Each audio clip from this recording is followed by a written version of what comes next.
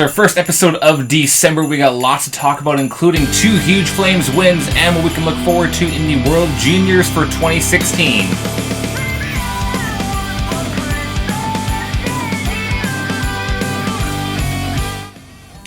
Welcome back, everybody, to another episode of Hockey Now. My name is Lyndon. I'm Leroy.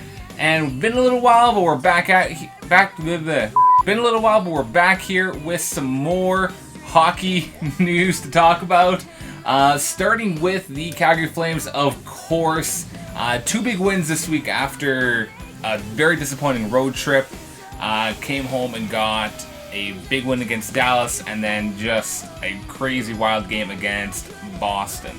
Yeah, it was nail-biting, disturbing. It was like we're down, but we're never out. And that's the attitude they got to have, Lennon. Let's talk about the Dallas game real quick. They were down 3 goals. We're down 3-0 going into the third period. I think they played really sloppy for most of the game, but we did see them kind of... They kept pushing. In the second period. They had a really good last half of the second period, which was nice to see. You kind of got to see that never quit Flames attitude that we saw last year. And then they just exploded out of the gate in the third and got 3 quick ones, and then went to a shootout, and of course Monahan brought it home for us. Yeah, well, Colburn, Monahan, and Goudreau scored in the shootout. Everybody scored in the shootout. That's good news to hear, man. We got some shooters putting the puck in that. And then definitely brought the intensity into the Boston game. Goudreau scores with 27 seconds into the game, something like that. Yeah. So sets the pace real early for the Flames. Unfortunately, Boston kind of came back and tied it up. It was 3-3. Very back and forth game, but a very exciting game. Yeah, it was very fast, very exciting, back and forth from end to end. Both teams, Marchand and Goudreau, had a little thing going on. They got a roughing penalty, and they were chirping at each other in the box. That was fun and interesting to see. I think they were talking about maybe who was going to show the other guy up a little bit more, and turns out I think Goudreau got the last laugh on that one there. Got a hat trick, including the game. It was really good. Yep, his second hat trick of his career. And incidentally, you look back at last year, it looked very similar to where we are right now. We had lost 8 games in a row, so we went on that bad road trip. We come home, we beat Dallas, number 1 team in the league. We beat Boston. They're just 1 point out of a playoff. Being some very good teams. And so when we lost that 8 games in a row last year, we come home and we win 4 games before we go into the new year. And it started all out with that game against LA.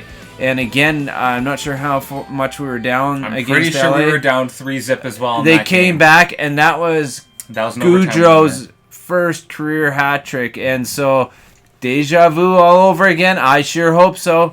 We're 5 points out of the last no, not the Pacific Division, Arizona right now. So I'm starting to feel it, Lyndon. I'm starting to feel it. And last year, that game against the LA Kings was the turning point for the season. That's when really the Flames kind of turned it on, and that's when we saw them actually being a contender for a playoff spot and ultimately getting into the playoffs. Yep.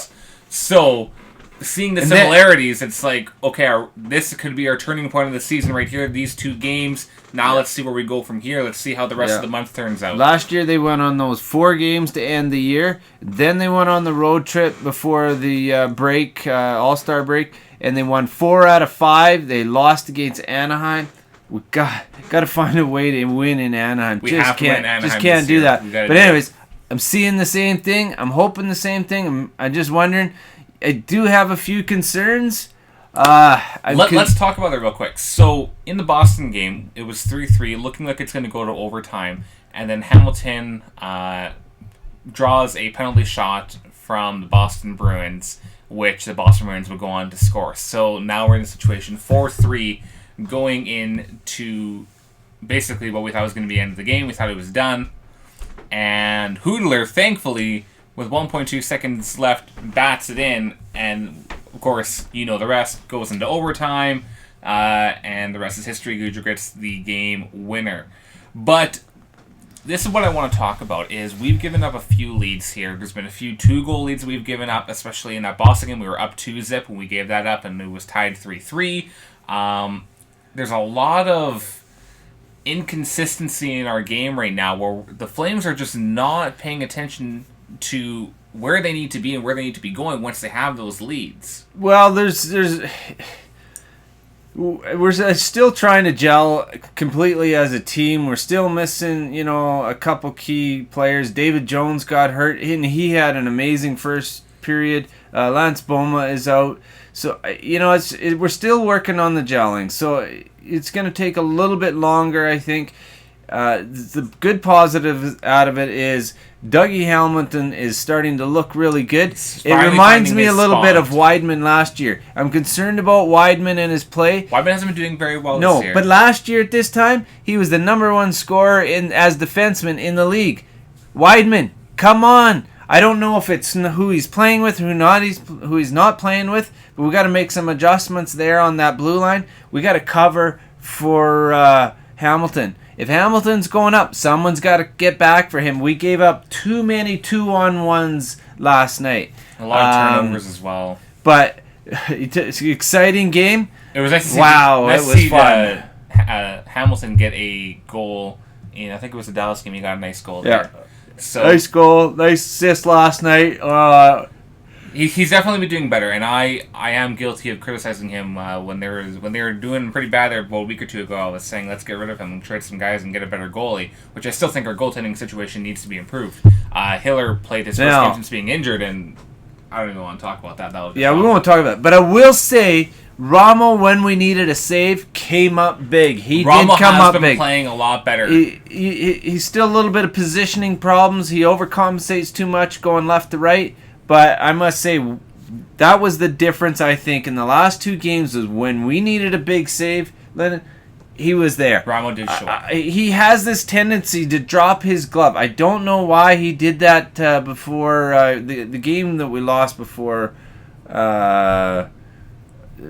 Dallas. And he dropped it again, and it stayed down, it wasn't up. And I thought he played a lot better with that glove against Dallas and Boston.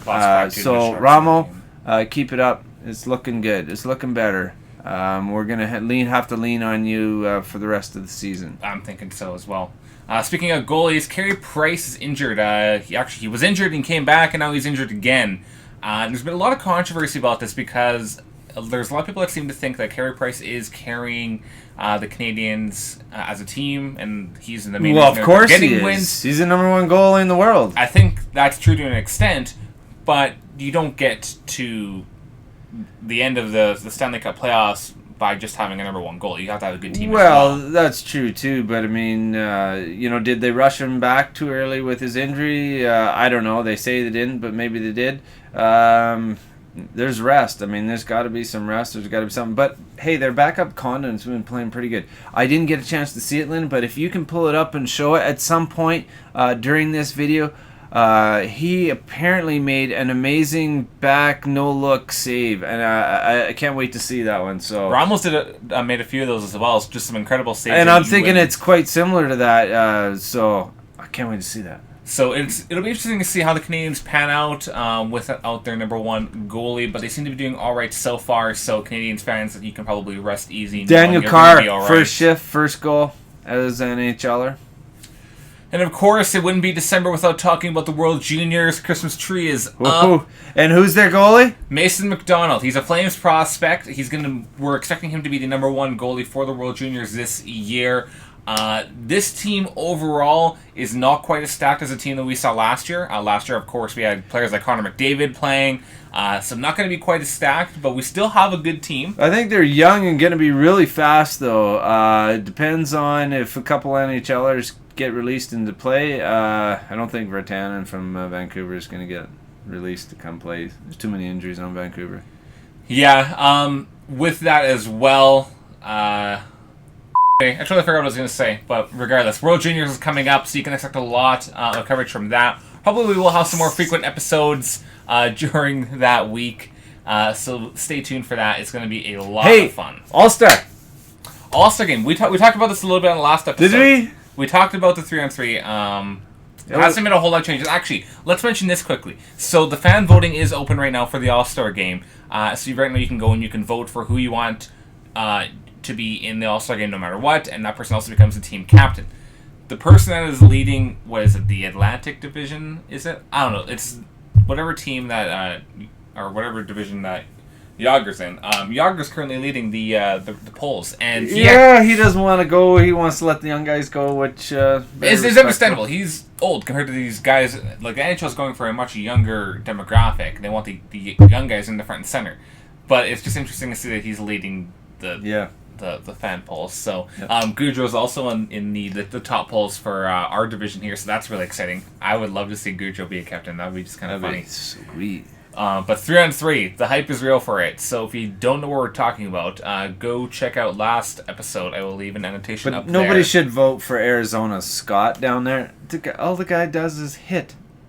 He doesn't know how to score. Yeah, but Arizona's not doing too bad this year, so I guess I know, it's working. but still, their 2 rookies are amazing down there. All right, but that's all we got for this episode. Hopefully we don't go 2 weeks without recording an episode, but it is December. It is busy. But, yeah, let us know what you guys think about the World Juniors, the lineup, the full lineup. The full lineup for training camp has been announced. Let us know what you guys think down below in the comments section. Of course, we'll be back with some more Hockey Now in the next episode. Until then, we'll see you then. See you then. I don't want a lot for Christmas.